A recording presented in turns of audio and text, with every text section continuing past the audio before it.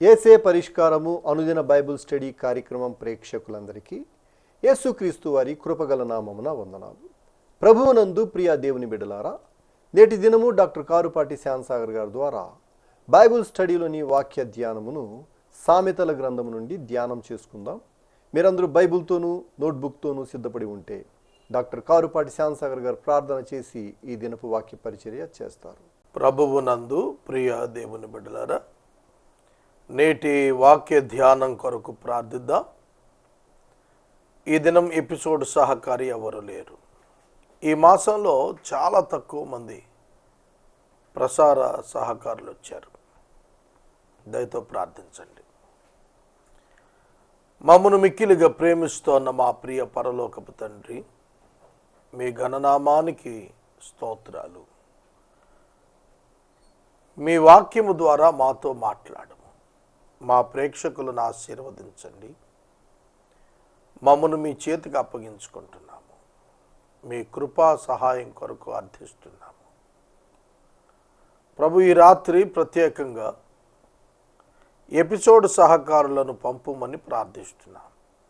యేసు నామమున వేడుతూ ఉన్నాము తండ్రి, ఆమెన్. ప్రభువునందు ప్రియా దేవుని బిడ్డలారా, దయచేసి మీ పరిశుద్ధ బైబిల్ గ్రంథాన్ని తెరిచి సామెతల గ్రంథము 6వ అధ్యాయము 20వ వచనము నుండి వాక్యాన్ని గమనించండి. 20వ వచనము నుండి 23వ వచనము వరకు ఉన్న వాక్య భాగంలో తల్లిదండ్రుల ఆదేశము, ఆజ్ఞ, ఉపదేశము గైకొనాలి, త్రోసివేయవద్దు, దాని వలన కలుగు ఫలితం ఆశీర్వాదం అని రాశాడు. సాధారణంగా యవనస్తులైనటువంటి బిడ్డలు వారు ఎదుగుతూ ఉన్న కొలది వారు ఇండిపెండెంట్గా బిహేవ్ చేయటానికి ఇష్టపడతారు. స్వతంత్రులుగా ప్రవర్తించటానికి ఆశపడుతూ ఉంటారు. ఆ సందర్భంగా తల్లిదండ్రుల నుండి ఎస్కేప్ అవటానికి, తప్పించుకొని తిరగటానికి ప్రయత్నిస్తారు. They want to maintain some secret life. వారు వ్యక్తిగతంగా కొంత సొంతగా వ్యక్తిగత జీవితాన్ని, రహస్య జీవితాన్ని ఏర్పరచుకునే ప్రయత్నం చేస్తారు. సెల్ ఫోన్స్లో వారి స్నేహితులతో మాట్లాడేటప్పుడు తల్లిదండ్రులకు తెలియకూడదు ఎవరితో మాట్లాడుతున్నామో అనే ప్రయత్నాలు. ఇంటర్నెట్ని యూజ్ చేస్తున్నప్పుడు ట్రాన్స్పరెన్సీ లోపిస్తోంది యువతలో. అలాగున ప్రతి విషయంలో కూడాను ఇండిపెండెంట్గా, ఇంటర్డిపెండెంట్గా, చాలా ఫ్రీడమ్ కొరకు యువత ప్రాకులాడుతున్న దినాలు. అందుకే చెప్పాడు, తల్లి తండ్రి ఇచ్చే ఆజ్ఞ, ఉపదేశం ఎప్పుడూ కూడా మేలుకరమైనవి గనుక వారికి మీకు మధ్యన ఏ గ్యాప్ రాకుండా చూసుకోండి అనేది యువతకు సందేశం ఇస్తున్నాడు. తల్లిదండ్రుల కంటే మన మేలు కోరేవారు మరొకరు ఉండరంటే అతిశయోక్తి కాదు, సత్యం కూడా. ఎవరైనా ఒప్పుకుంటారు ఈ మాట. తల్లి తండ్రి బిడ్డ బాగోగులు చూస్తారు, బిడ్డ క్షేమాన్ని చూస్తారు. ఏ తల్లి తండ్రి తన బిడ్డ నాశనం కావాలని కోరుకోరు. ఈ మధ్యన మీరు చూడండి, కొందరు తల్లిదండ్రులే బిడ్డను చంపేస్తున్నారు. పేపర్లో వస్తోంది. ఎందుకు చంపేసుకుంటున్నారు బిడ్డల్ని? అది వారి మీద ఉన్న ఒత్తిడి. వారు తామే లేకపోతే ఈ బిడ్డల పరిస్థితి ఏమిటి అని చాలా విచారకరమైన పరిస్థితులు చూస్తున్న సమాజంలో. తమ చేతగాని తనంతో తమ బిడ్డల మీద వచ్చే ప్రెషర్కి భయపడి చంపుతున్న వ్యక్తులుగా కూడా కనిపిస్తున్నారు. ఏ తల్లి తండ్రి కూడా తన బిడ్డ కష్టపడాలని కోరుకోడు, తన బిడ్డ నష్టపోవాలని కోరుకోడు. యువకులు యువతులు దీన్ని గ్రహించాలి. చాలామంది ఇండిపెండెంట్గా వారి యొక్క వివాహ నిర్ణయాలు తీసుకుంటున్నారు. తల్లిదండ్రులకు చెప్పకుండా యువత వివాహ నిర్ణయాలు తీసుకుంటున్నారు. దాన్ని ప్రమోట్ చేస్తూ 2 గంటలు 3 గంటలు ఉండే సినిమాలు వచ్చేస్తున్నాయి. సమాజంలో ఖండన తగ్గిపోయింది. ఒకప్పుడు కొద్ది సంవత్సరాల క్రితం ఇరుగు పొరుగు వారు కంప్లైంట్ అన్న చెప్పేవాళ్ళు, పేరెంట్స్కి అలర్ట్ చేసేవాళ్ళు. ఇప్పుడు ఎవరు చెప్పటం కూడా లేదు, మానేశారు. ఇదంతా కామన్ అన్నట్టుగా అయిపోయింది. ఆడపిల్లల జీవితాలు పాడైపోతున్నాయి. మగపిల్లల జీవితాలు ఒక స్థాయికి ఎదగాల్సిన అవకాశం ఉన్న వాళ్ళు కూడా పాడవుతున్నారు. తల్లిదండ్రులకు తెలియకుండా చేయాలనేటువంటి ఆకాంక్షే వారిని పాడు చేస్తోంది అసలు. కనుక తల్లి తండ్రి యొక్క ఆజ్ఞ ఉపదేశం మేలుకరమైంది. వాళ్ళు చెబుతున్న దైవవాక్యం అని రాయలేదు ఇక్కడ. వారిస్తున్నటువంటి సలహాయే మంచితో కూడింది, నీతితో కూడింది అయి ఉంటుంది. ఇక దాన్ని మళ్ళీ దైవవాక్యంతో యాడ్ చేయాల్సిన పని లేదు. తల్లిదండ్రులు బిడ్డలను నీతిగా ఉండటానికే ప్రోత్సహిస్తారు. ఏ తల్లి తన బిడ్డ దొంగవాడు కావాలని ఎన్నడూ కోరుకోదు. వ్యభిచారి సహితము తన బిడ్డలను వ్యభిచారి కావాలని కోరుకోదు. కాబట్టి తల్లి తండ్రి ఆజ్ఞ గైకొనమనేది సందేశం. అలా చేస్తే మనకు కాపుదల ఉంటుంది, నడిపింపు ఉంటుంది అనేది చెబుతున్నాడు. నా కుమారుడా, నీ తండ్రి ఆజ్ఞను గైకొనుము, నీ తల్లి ఉపదేశాన్ని త్రోసివేయకము. వాటిని ఎల్లప్పుడూ నీ హృదయమందు ధరించుకొనుము, నీ మెడ చుట్టూతో వాటిని కట్టుకొనుము.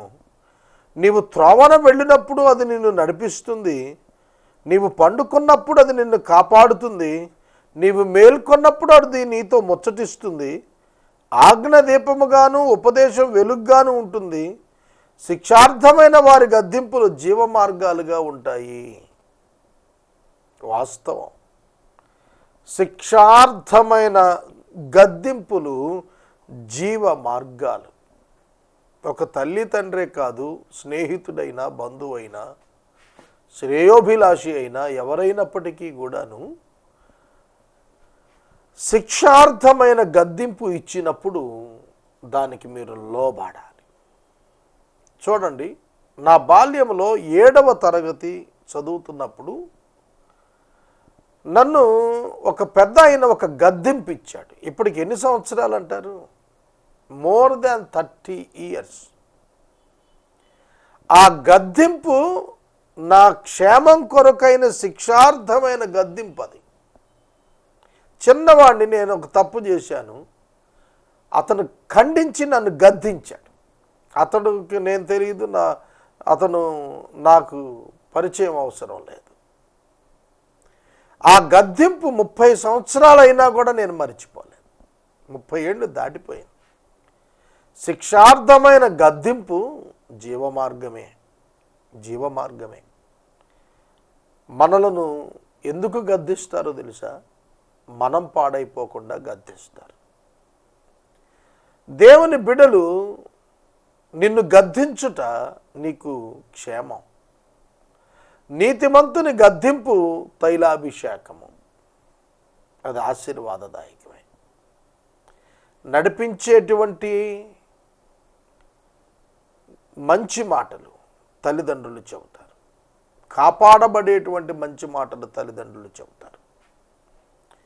ఇవి మన జీవితాలకు ఉపయోగమని ప్రతి యవ్వనస్తులు తెలుసుకోవాలి. 24వ వచనం నుండి 33వ వచనం వరకు వ్యభిచారమును గూర్చి, జారత్వమును గూర్చి, స్త్రీని గూర్చి రాశాడు. చెడు స్త్రీ యొద్దకు పోకుండా, పరస్త్రీ పలుకు ఇచ్చకపు మాటలకు లోబడకుండా నీ తల్లిదండ్రుల మాటలు నిన్ను కాపాడతాయని రాశాడు. వాస్తవం. చెడు స్త్రీ, పరస్త్రీ. వివాహము ఒక గొప్ప భాగ్యం.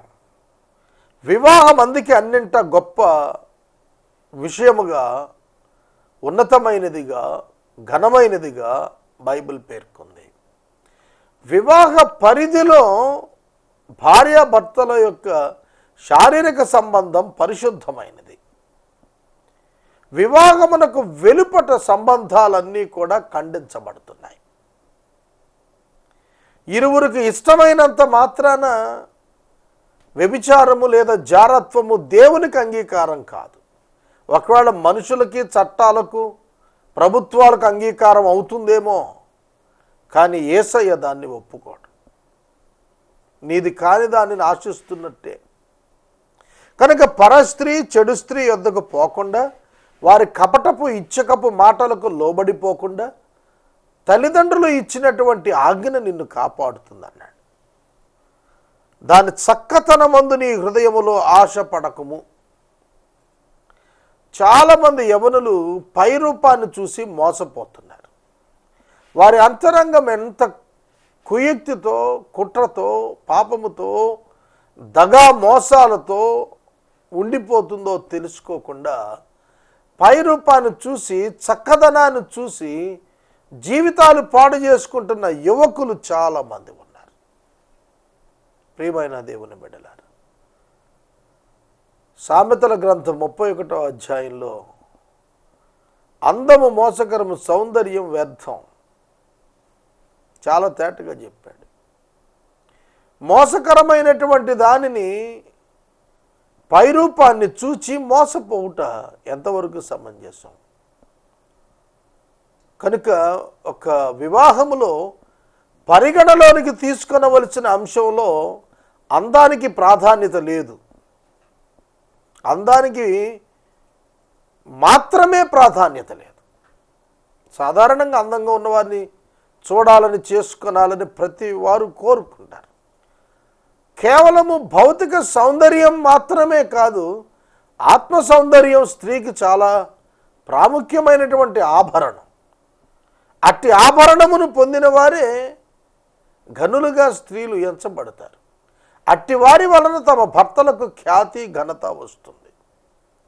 కానీ యువకులు ఈ దినాన, ఆ దినాన 3000 సంవత్సరాల క్రితం మాటిది, ఆమె చక్కదనమును చూసి నీ హృదయంలో ఆశపడవద్దు. అది తన కన్నులు చికిలికించినప్పుడు నిన్ను లోబరుచుకుంటుంది. అలా లోబడవద్దు, లోబరచకుండా కాపాడుకో. కన్నులు చికిలించింది అన్నాడు. అంటే కనుసైగ చేయవాడు వ్యధ పుట్టించును అన్నాడు. కనుసైగ చేత ఆకర్షితురాలుగా చేసుకోవటానికి ప్రయత్నించేటువంటి స్త్రీల నుండి దూరంగా వెళ్ళమన్నాడు. మగనాలు విలువ మిక్కిలి విలువ, మగనాలు మిక్కిలి విలువగల ప్రాణమును వెంటాడును. చూడండి, for the price of a prostitute is only A loaf of bread, but a married woman hunts down a precious life. మగనాలు మిక్కిలి విలువగల ప్రాణమును వెంటాడునన్నప్పుడు మగనాలు అన్న దగ్గర మ్యారీడ్ ఉమెన్, పెండ్లైనటువంటి స్త్రీ, దారి తప్పిన స్త్రీ. అర్థమవుతుందా? వివాహమై దారి తప్పి పరునికి ఆశించిన స్త్రీ ఆ వ్యక్తి యొక్క ప్రాణాన్ని తీసేసుకుంటుంది అన్నాడు. ఇవాళ పేపర్లలో, టీవీలో అదే చూస్తున్నాం మనం. తరువాత, ఒకడు తన ఒడిలో అగ్ని ఉంచుకునిన ఎడల వాని వస్త్రములు కాలకుండునా? సాధారణమే కదా కాలిపోవటం. ఒడిలో వస్త్రములు అగ్నిని ఉంచుకొనుట కాలిపోవుటకు ఎట్లా సాధారణ కారణమో, అట్లా పరస్త్రీ, జారస్త్రీ, చెడు స్త్రీ, పతన స్త్రీని చేరుట యువకునికి ప్రాణహానికరము. పోలీసు వారు దర్యాప్తు చేసినప్పుడు ఎవడైనా ఒక యవనస్తుడు చనిపోతే వెంటనే వాళ్ళ దర్యాప్తు కోణం వ్యభిచార సంబంధమైన అక్రమ సంబంధం ఏదైనా ఇతనికి ఉన్నదా అనే దాని మీద మొట్టమొదటి దర్యాప్తు ప్రారంభిస్తారు. ఎందుకంటే వ్యభిచార కారణంగానే హత్యలు జరుగుతాయి. కనుక ప్రాణం కోల్పోయే ప్రమాదం ఉంటుంది. ఎంత గొప్ప మాట! 3000 సంవత్సరాల క్రితం ఎంత హెచ్చరిక చేశాడు, ఇవాళ ఎవరూ చెప్పటం లేదు. ఆనాడు సొలొమోను గారు గ్రంథమే రాసి పంపించాడు. మరి ఇవాళ ఎంతమంది బోధకులు చెబుతున్నాం? ఎంతమంది పేరెంట్స్ తమ పిల్లలకు చెప్పుకుంటున్నారు? ఎంతమంది పెద్దలు యవనులకు హెచ్చరిక చేస్తున్నారు? మనకెందుకులే అని ఊరుకుంటున్నారు. కుటుంబాలు పాడవటం, అనేకులు చనిపోవటం చూడగలుగుతున్నాం. ఒకడు నిప్పుల మీద నడిస్తే పాదాలు కమలకుండా ఉంటాయా? 2 ప్రశ్నార్థకాల్లో కూడాను కాలటం ఎంత సహజం, కమలటం ఎంత సహజం. కాబట్టి ఈ సహజమైనది ఎరిగారు కదా. తన పొరుగువాని భార్యను కూడువాడు ఆ ప్రకారమే నాశనమగును, ఆమెను ముట్టువాడు శిక్ష తప్పించుకోడు. పొరుగువాని భార్యను ఆశపడరాదు. పొరుగువాని భార్యను కూడువాడు శిక్ష తప్పించుకోడు. సహోదరుడా, సహోదరి, ఇవాళ అపార్ట్మెంట్ కల్చర్లో అత్యధికమైన అక్రమ జీవితాలు చూస్తున్నారు. చాలా కంపెనీ క్వార్టర్స్లో, డిఫరెంట్ డిపార్ట్మెంట్స్ యొక్క క్వార్టర్స్లో ఇటువంటి దురాగతాలు జరుగుతున్నాయనేది విశ్లేషకులు అత్యధికంగా మాట్లాడటం మనం గమనిస్తున్నాం ఈ మధ్యకాలంలో. అంటే అనుకూలత అవకాశం ఉన్నప్పుడు దానిని వినియోగించేస్తున్నారు చెడు చేయటానికి. అది మంచి పని కాదు. సొలొమోను గారు చెబుతున్నాడు, వేరొకని భార్య, పొరుగువాని భార్యను పాడు చేసేటువంటి వాడు నాశనమవుతాడు. అంతేకాదు శిక్ష తప్పించుకోడు. దొంగ ఆకలిగొని ప్రాణరక్షణ కొరకు దొంగిలించిన ఎడల ఎవరునూ వానిని తిరస్కరింపరు కదా. దొంగ ఆకలిగొని ఆహారాన్ని దొంగిలిస్తే ఎవరు అన్ని కొట్టరు. పోనీలే ఆకలేసింది, ఒక రొట్టె తీసుకున్నాడు, ఏమైంది అని అంటారు. అవునా? సాధారణంగా జాలి చూపిస్తారు కదా. వాడు దొరికిన ఎడల 7 చెల్లించాలి కదా. తన ఇంటి ఆస్తి అంత అప్పగించాలి. జారత్వము జరిగించువాడు కేవలము బుద్ధిహీనుడు, బుద్ధిశూన్యుడు. ఆ కార్యము చేయవాడు స్వనాశనమును కోరుకునివాడే. వివాహమైన ఒక స్త్రీతో అక్రమ సంబంధం పెట్టుకుంటున్నాడు అని అంటే సొంత నాశనం కోరుకుంటున్నాడు. యువకులు చాలా జాగ్రత్తగా ఉండాలి. ఈ విషయంలో యువకులు పరిశుద్ధత కాపాడుకొనుటలో బహు జాగ్రత్తగా ఉండాలి. ఒక్కసారి జీవితంలో పరిశుద్ధత పోగొట్టుకుంటే దానిలో కొనసాగుతూ ఉంటే విచారంలో జీవితానికి గమ్యం లేనిదిగా అయిపోతుంది. యువత చాలామంది పాడైనటువంటి వారుగా కనిపించారు. వారి జీవితాలు భ్రష్టత్వాలకు వెళ్ళాయి. యవన కాలంలో వారికి కావలసినటువంటి గైడెన్స్ లేకపోవటం వల్ల బిడ్డలు పాడవుతున్నారు. అందుకే వాక్యానికి వారిని ఎక్స్పోజ్ చేయాలి. వాడు దెబ్బలకు అవమానానికి పాత్రుడవుతాడు. వాడి కలుగు అపకీర్తి ఎన్నటికీ తొలగిపోదు. ఇది వాస్తవం. ఒక చెడు కార్యము నీ జీవితంలో జరిగినదనేది పబ్లిక్లో అనౌన్స్ అయిన తర్వాత ఆ అపకీర్తి ఇక ఎప్పటికీ తొలగిపోదు. ఒకవేళ నీకు 80 ఏళ్ళు రావచ్చు గాక, కానీ నీ బాల్యంలో నువ్వు చేసిన పాపము, తప్పిదము 80వ ఏట వృద్ధుడు కూడాను తలుచుకుని బాధపడతాడు. అది అపకీర్తి పోదు. నాకు తెలిసిన ఒక వృద్ధుడు ఉన్నాడు. ఆయన ఒక యవనస్తునితో వాపోతున్నాడు. ఏమనంటే, నేను చెడ్డ పేరు తెచ్చుకున్నాను, అలా నీవు కూడా చెడ్డ పేరు తెచ్చుకుంటావా అని. అంటే ఆ వృద్ధునికి తన బాల్యంలో చేసిన పాపం, దాని వలన వచ్చిన అపకీర్తి ఇప్పటికీ కొనసాగుతుందనే భావన అతనిలో పోలా. కనుక గుర్తుపెట్టుకోండి, అపకీర్తి, చెడ్డ పేరు, ఈ చెడ్డ పేరు వెంటాడుతూనే ఉంటుంది. ఎంత గొప్ప భక్తుడు అని అన్నా కూడాను అపకీర్తి వెంటాడుతూనే ఉంటుంది. సమాజం దాన్ని మర్చిపోదు. కనుక సహోదరుడు సహోదరి అది చేయకుండా ఉంటే మంచిది. అపకీర్తి మూట కట్టుకోకుండా ఉంటే మంచిది. అది కొనసాగి నిన్ను ఇబ్బంది పెడుతుంది భవిష్యత్తున. భర్తకు పుట్టు రోషము మహారౌద్రము గలది, ప్రతీకారము చేయు కాలమందు అట్టివాడు కనికరపడడు. చాలామంది భర్తలు తమ భార్యలు అక్రమ సంబంధములో ఉండుట చూచి చంపేస్తున్నారు, నరికేస్తున్నారు. అందుకే ఈనాడు మనం ఏవైతే న్యూస్లో వింటున్నామో వాటి యొక్క మూల కారణం ఏమిటనేది ఆనాడే రాశాడు.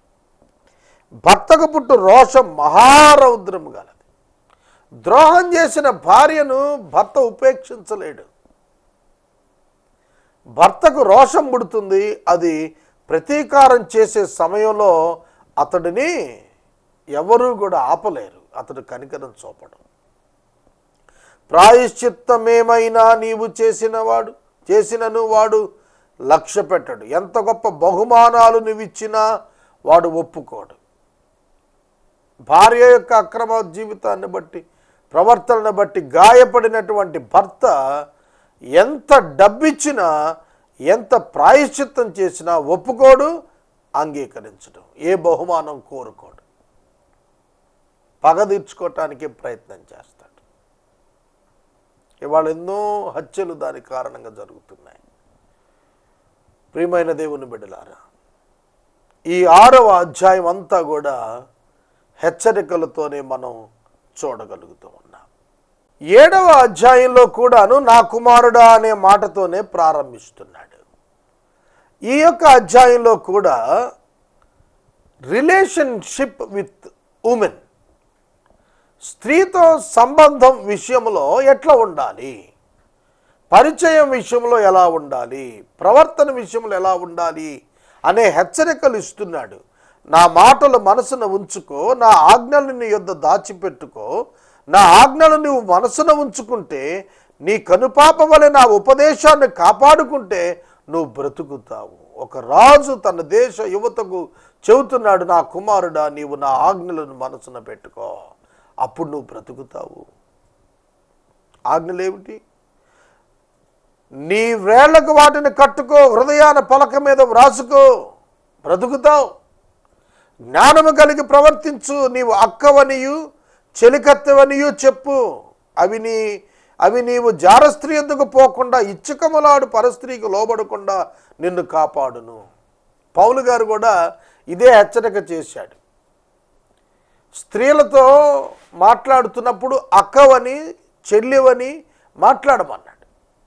అంటే వేరొక భావన వారిలో డెవలప్ కాకుండా, ఇతనిలో శోధన రాకుండా ఈ యొక్క సోదరి భావాన్ని వ్యక్తీకరించుకోమన్నాడు. అప్పుడు ఏ జాన స్త్రీ అయినా కూడా తన యొక్క కోరికను బయటపెట్టడానికి భయపడుతుంది. చూడండి, నా ఇంటి కిటికీలో నుండి, నా అల్లిక కిటికీ నుండి నేను పారజోడగా, జ్ఞానము లేని వారి మధ్య, యవనస్తుల మధ్య బుద్ధి లేని పడుచువాడు నాకు కనబడ్డాడు. సంధ్యవేళ ప్రొద్దుగుంకిన తరువాత చిమ్మ చీకటి గల రాత్రివేళ జారస్త్రీ సందు దగ్గర ఉన్న వీధిలో అతడు తిరుగులాడుతూ ఉన్నాడు. వేశ్యావాటికలు, వ్యభిచార గృహాల సముదాయం. ఆయా ప్రాంతాలలో అట్టి గృహాల యొక్క ప్రదేశాలలో ఈ యవనస్తుడు తిరుగుట సొలొమోను చూచాడు. వేశ్యావేషము వేసుకొనిన కపట స్త్రీ ఒకటి వారిని ఎదుర్కొనింది. ప్రమాదకరమైన స్థితి. మరణము చీల్చున్నట్లుగా యవనుని యొక్క జీవితం మీద ప్రమాదకరమైనటువంటి అటాక్ జరుగుతోంది. అది బొబ్బలు పెట్టినది, స్వేచ్ఛగా తిరుగునది, దాని పాదాలు ఇంట నిలవవు. ఒకప్పుడు ఇంటి ఎదుటను, ఒకప్పుడు సంత వీధుల్లో ఉంటుంది. ప్రతి సందు దగ్గర అది పొంచి ఉంటుంది. వాడిని పట్టుకొని ముద్దు పెట్టుకున్నది, సిగ్గుమాలిన ముఖం పెట్టుకుని ఇట్లను. ఎంత దారుణం! సమాధాన బలులు నేను అర్పించాలి, మృక్కుబళ్ళు చెల్లించాను అంటే భక్తి మాటలు మాట్లాడుతోంది. అంతరంగమున వేషధారణ, హృదయమున వ్యభిచార కాంక్ష, వెలుపట భక్తితో కూడిన పలుకులు పలుకుతోంది. కాబట్టి నేను నిన్ను కలుసుకోవాలని రాగా, నిన్ను ఎదుర్కొనవలన బయలుదేరగా నువ్వే కనపడ్డావు. నేను నీ కోసం బయలుదేరితే నువ్వే నాకు ఎదురయ్యావు. లాలిస్తున్నటువంటి మాటలు, ఇచ్చకపు మాటల చేత లోబరుచుకుంటోంది. నా మంచము మీద రత్న కంబళ్ళు, ఐగుప్తు నుండి విచిత్ర పని గల నారదుప్పట్లు నేను పరిచాను. పరుపు మీద బోళము, అగరు, కారపు చెక్క జల్లి ఉన్నాను. ఉదయము వరకు వలపు తీరా తృప్తి పొందుము రమ్ము, పరస్పర మోహము చేత సంతుష్టి నందుదుము రమ్ము, పురుషుడు ఇంట నేడు. చూసారా, గమనించారా? మగనాలు అన్నాడు, చూశారు? మ్యారీడ్ ఉమెన్, దారి తప్పినటువంటి వివాహిత, భర్త ఇంటిలో లేనప్పుడు తన కాంక్ష తీర్చుకున్నటకు యవనులను పాడు చేస్తున్నటువంటి మహిళ. ఆమె అంటోంది, పురుషుడు ఇంట లేడు, దూర ప్రయాణం వెళ్ళాడు, సంచి చేత పట్టుకొని పోయాడు, పున్నమ నాటి వరకు తిరిగి రాడు. తన అధికమైన లాలన మాటల చేత వానిని లోబరుచుకుంది, తాను పలికిన ఇచ్చకపు మాటల చేత వాడిని ఈడ్చుకుపోయింది. ఢిల్లీలో ఆ యొక్క జూ పార్కులో పులి ఏ విధంగా ఆ వ్యక్తిని ఈడ్చుకుని వెళ్ళి చంపి తినేసిందో అట్లా వర్ణిస్తున్నాడు. ఈడ్చుకుపోయింది అన్నాడు. ఒక జింక పిల్లను ఒక పులి వేటాడి నోట కరుచుకుని ఈడ్చుకెళ్ళినట్లు వ్యభిచారపు స్త్రీ యవనస్తుని ఈడ్చుకుపోతోంది అన్నాడు. తనకు ప్రాణహానికరమైనదని ఎరుగక ఉరి యొద్దకు పక్షి త్వరపడి వెళ్ళినట్లు వాని గుండె అంబు చీల్చు వరకు వాడు ఆ స్త్రీ వెంట వెళ్ళాడు. నా కుమారులారా చెవి యొగ్గండి, నా మాటలను ఆలకించండి. జార స్త్రీ మార్గాల తట్టు నీ మనసును తొలగనీయవద్దు. అది దారి తప్పినది, అది నడుచుత్రావల్లోనికి పోవద్దు. గాయపరిచి పడేసిన వాళ్ళు అనేక మంది ఉన్నారు, అది చంపిన వారు లెక్కలేనంత మంది.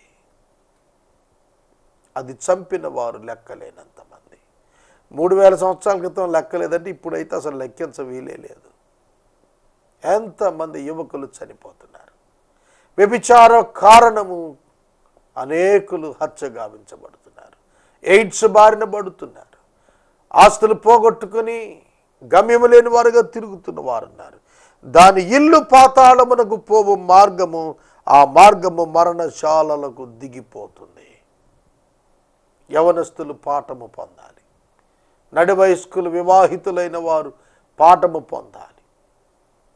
కనుక శోధనను జయించాలి. లేని ఎడల మరణవశమవుతారు. జాగ్రత్త. విశ్వాసి అయినను శారీరక మరణము తప్పదు. సందేశాన్ని నేను ముగిస్తున్నాను. ప్రార్థన చేసుకుందాం. మనము ఇంతవరకు డాక్టర్ కారుపాటి శ్యాన్సాగర్ గారి ద్వారా బైబిల్ స్టడీలోని వాక్య ధ్యానమును సామెతల గ్రంథము నుండి ధ్యానం చేసుకుందాం. ఈ కార్యక్రమం ద్వారా మీరు పొందుకునిచున్న ఆత్మీయ మేలులు ఒక ఉత్తరం ద్వారా మాకు తెలియచేయండి. మీ ప్రార్థనా మనవులు మాకు తెలియచేస్తే ఏసే పరిష్కారం కార్యాలయంలో ఏర్పాటు చేసిన ప్రత్యేక ప్రార్థనా శిబిరంలో మీ కొరకు ప్రార్థిస్తాం. మీ కుటుంబ పక్షముగా ఒక ఎపిసోడ్ ప్రసారం చేయాలనుకునేవారు మాకు తెలియచేస్తే మా సిబ్బంది మీ గృహాలను దర్శిస్తారు. ముగింపు ప్రార్థన ఆశీర్వాదాలతో ఈ కార్యక్రమాన్ని ముగించుకుందాం.